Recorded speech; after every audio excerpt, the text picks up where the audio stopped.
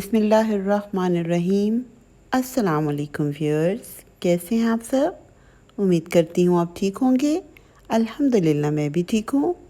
आज मैं आपके साथ मतंजन की रेसिपी शेयर कर रही हूँ।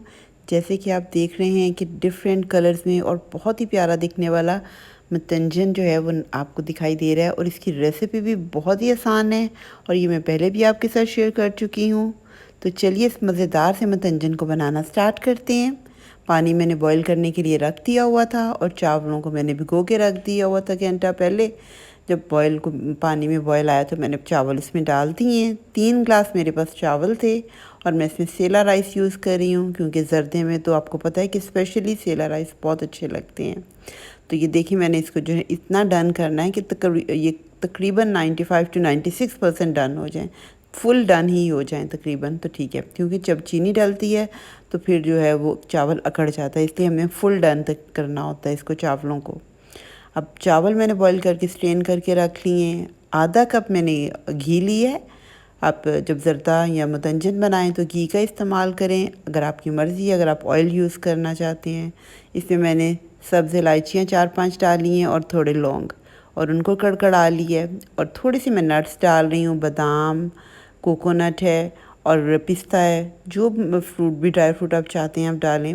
और उसी घी में जिसमें सब्ज़ इलायची और हमारी जो लौंग थे कड़कड़ा रहे थे, उसी में मैंने थोड़ा ड्राई फ्रूट डाल दिया है कि इसको अलग से मैं करके नहीं निकालूंगी। मैं इसी टाइम पे बस इसको थोड़ा सौते करूंगी 1-2 मिनट के लिए, कि मतलब ये जले नहीं। और थोड़ी सी स्पीड भी इस वक्त आपने लो कर देनी है। और फिर मैंने थोड़ी देर के बाद ही 1 मिनट के बाद मैंने इसमें किशमिश भी डाल दी, और बस इसको थोड़ा सा, बस 1 सेकंड थोड़ा सा ही करूँगी मैं इसको। और फिर मैं इसमें 1 गिलास दूध डाल दूँगी और थोड़ा सा इसको घुमाना है आपने, ताकि ये जो है हमारी जो नट्स जो हैं वो अच्छे से मिक्स हो जाएं दूध में। तो बस बहुत ज़्यादा हमने इसको कुक नहीं करना।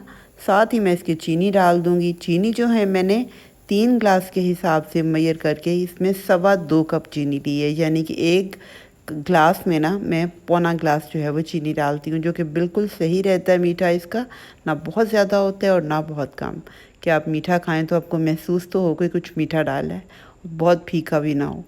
तो बिल्कुल परफेक्ट ये रहती है 1 ग्लास में पौना ग्लास चीनी। तो उसके हिसाब से मैंने 3 ग्लास के हिसाब से 2.25 ग्लास जो चीनी इसमें डाल दी है।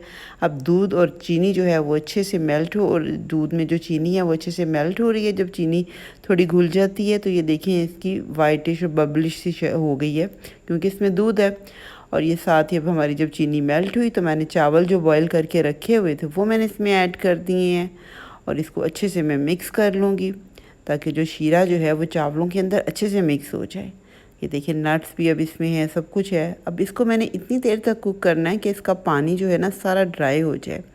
ये देखिए अभी आपको मैं दिखाऊंगी कि इसमें अभी थोड़ा पानी है, ये यानी ये दूध ही है, पानी तो इसमें हमने ऐड नहीं किया, दूध ही है। अब इसको हमने सारा ड्राई करना है ताकि ये बिल्कुल खुश्क हो जाए।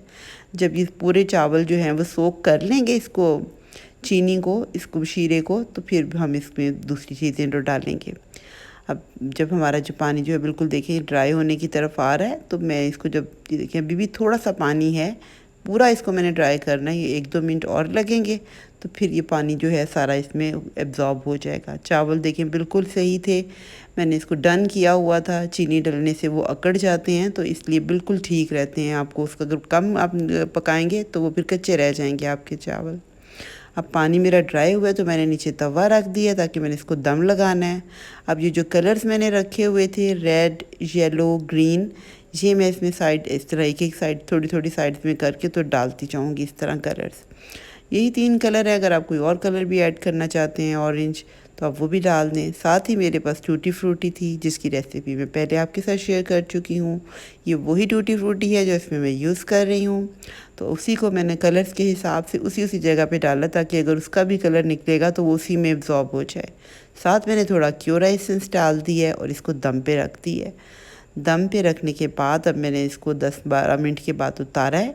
तो इसके कलर्स जो हैं उनको मैं सबको इकट्ठा मिक्स नहीं कर रही, उनको देखें इस तरह, येलो वाले को येलो, ग्रीन को ग्रीन साइड पे, और इस तरह पिंक वाले को इस तरह, ताकि जब मैं इसको डिश आउट करूँगी तो थोड़े थोड़े चावल में सारे इसमें डालूँगी तो सब कलर्स डिफरेंट से मिक्स हो जाएंगे।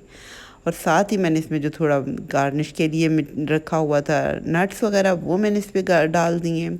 तो बहुत ही मज़े की, देखने में भी कितनी अच्छी खूबसूरत लग रही है और खाने में भी बहुत टेस्टी है। ज़रूर ट्राई करें।